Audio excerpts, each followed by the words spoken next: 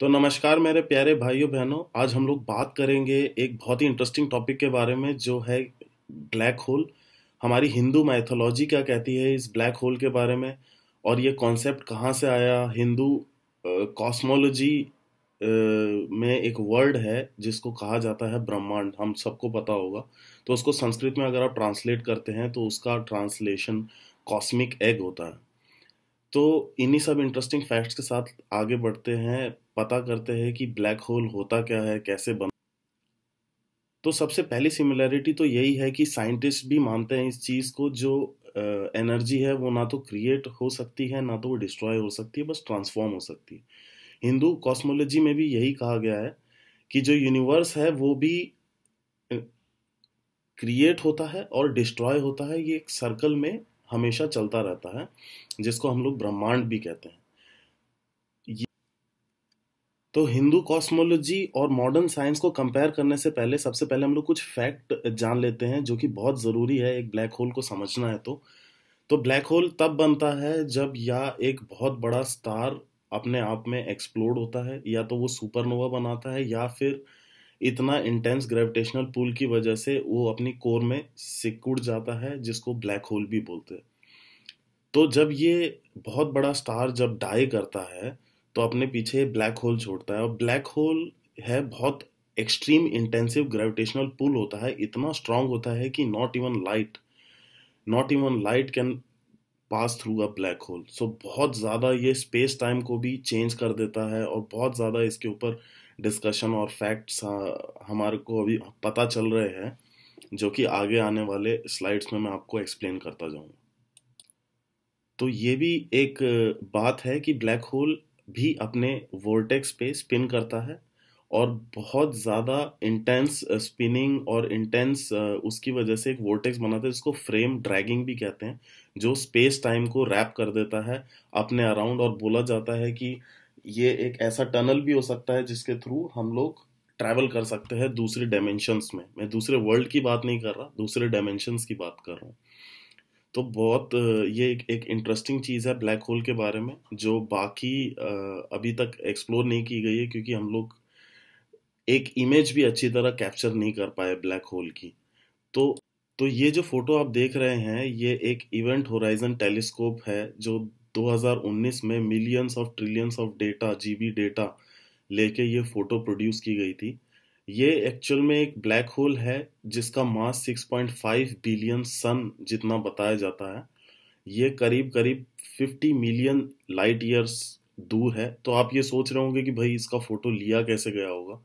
तो event horizon telescope एक बहुत बड़ी टीम एक निकल के आई थी साइंटिस्ट की, जिन्होंने ऑल ओवर द अर्थ इन्होंने कम से कम 20 कंट्रीज में अपने टेलीस्कोप्स लगाए थे। जैसा आप ऊपर देख रहे हैं राइट साइड में, इतने बड़े बड़े टेलीस्कोप इन्होंने लगाए थे। बहुत सारी कंडीशंस थी कि स्काई में क्लाउड ज़्यादा नहीं होने चाहिए, जिसकी वजह से ये अच्छी तरह लाइट को कैप्चर कर सके। पॉल्यूशन ज़्यादा आसपास नहीं होना चाहिए जिसकी वजह से कोई डिस्टरबेंस ना हो लाइट में। तब जाके ट्रिलियंस ऑफ डेटा लेके तब वो इमेज 2019 में ली गई थी। और ये जो ब्लैक होल था ये आपकी एक super giant elliptical Galaxy M87 के बीच में है। तो काफ़ी इंटरेस्टिंग है इमेज थी, ये काफ़ी वायरल भी हुई थी जब बनी थी ये। तो आइए अब हम कंपैरिजन की तरफ बढ़ते हैं। हमारा जो हमारे जो भगवान हैं लॉर्ड शिवा, उनको डिस्ट्रॉयर ऑफ द यूनिवर्स भी कहा जाता है। और इनको काफ़ी बार डिपिक्ट किया जाता है कि कॉस्मिक डिसोल्यूशन जो है उसके उसको लेकर।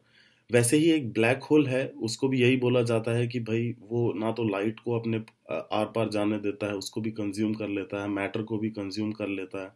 तो ये बहुत बड़ी एक सिमिलैरिटी है जो कि हमारे माइथोलॉजी से मैच करती है। दूसरा पॉइंट ये है दूसरा पॉइंट ये है कि लॉर्ड शिवा और ब्लैक होल जो दोनों रिलेटेड है वो कॉन्सेप्ट ऑफ टाइम से रिलेटेड है। जो लॉर्ड शिवा है उनको लॉर्ड ऑफ द टाइम भी कहा जाता है। बिल्कुल ये कहा जाता है क्योंकि ना तो हमारे पुराणों में ना तो वेदों में उनका जन्म बताया गया है, ना तो मृत्यु बताई गई है। तो वो एक ऐसे एक लौते भगवान है जो ना तो जिंदा हुए हैं ना मरे हैं, तो टाइम उनके हाथ में है, ऐसा बोला गया है, और सब कुछ वही कंट्रोल करते हैं। वैसे ही ब्लैक होल भी एक ऐसी चीज है जो कि स्पेस टाइम को बहुत इजीली डिस्टॉर्ट करता है, बहुत इमेंस ग्रेविटेशनल पुल से। वैसे ही आप अगर भगवान शिव का देखेंगे तो उनको महाकाल भी बोला जाता है। महाकाल का मतलब होता है कि महा मतलब तो आपको पता ही होगा, बहुत, काल का मतलब टाइम। तो बहुत इमेंस टाइम पोटेंशियल जिस भगवान के पास है वो लॉर्ड शिवा ही है। अब आके हम लोग बात करते हैं कि ये शिवलिंग का सिग्निफिकेंस क्यों है, क्योंकि मैंने कई जगह देखा लोग बात करते हैं कि शिवलिंग जो है एक ब्लैक होल के जैसा दिखता है ऊपर से। तो ये कॉन्सेप्ट भी लोगों ने काफी एक्सप्लोर किया, इसमें बताया है कि भाई जो शिव का लिंगम जिसको हम बोला जाता है, वो एक इलिप्सॉइड की तरह लोगों ने बनाने की कोशिश की उसको। इलिप्सॉइड वो फॉर्म ऑफ एनर्जी है, जब सबसे पहली फॉर्म ऑफ एनर्जी बनती है तो वो इलिप्सॉइड की फॉर्म लेती है।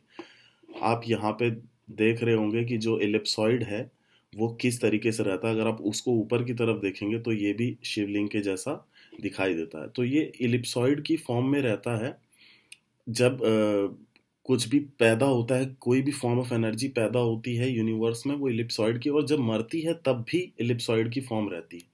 तो उसी को कॉस्मोलॉजिस्ट भी कहते हैं कि हर गैलेक्सी का जो कोर है वो भी इलिप्सॉइड है। तो लिंगम भी ऐसे ही बोला जाता है कि डोरवे टू बियॉन्ड। एक हम लोगों ने इसको बनाया है भगवान शिव का एज अ रूप। ये भी एक इलिप्सॉइड, परफेक्ट इलिप्सॉइड है ऊपर से।